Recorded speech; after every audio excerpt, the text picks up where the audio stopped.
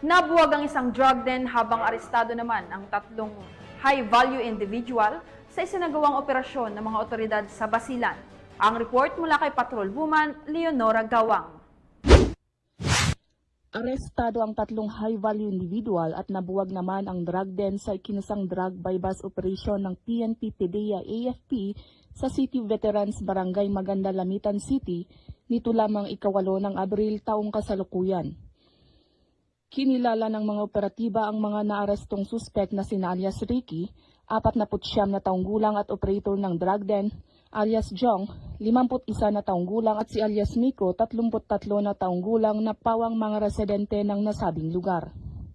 Naging matagumpay ang isinagawang operasyon ng pinagsamang puwersa ng Lamitan City Police Station, katuwang ang PDEA Barm Basilan Provincial Office, 18th Infantry Battalion ng Philippine Army, 1st Provincial Mobile Force Company, Regional Mobile Force Battalion 14B at ng Philippine Coast Guard, at matagumpay na na-dismantle ang isang drug den at na-recover ang 14 na piraso ng heat-sealed transparent plastic sachet na may tinatayang 6 gramo ng hinihinalang shabu na nagkakahalaga ng 40,800,000 pesos, mark money, mga drug paraphernalia at isang unit ng cellphone.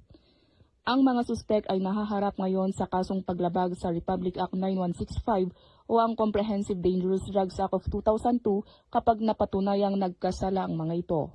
Ang tagumpay na ito ay patunay ng matatag at tuloy-tuloy na kampanya ng pamahalaan tungo sa mga komunidad na malaya sa ilegal na droga, lalo na sa rehiyon ng Bangsamoro. Mula rito sa rehiyon ng Bangsamoro, ako si Patrol Woman Leonora Gawang, nagbabalita para sa Police News Network, alagad ng batas, taga-taguyod ng Balitang Pulis. Maraming salamat sa iyo, Patrol Woman Gawang.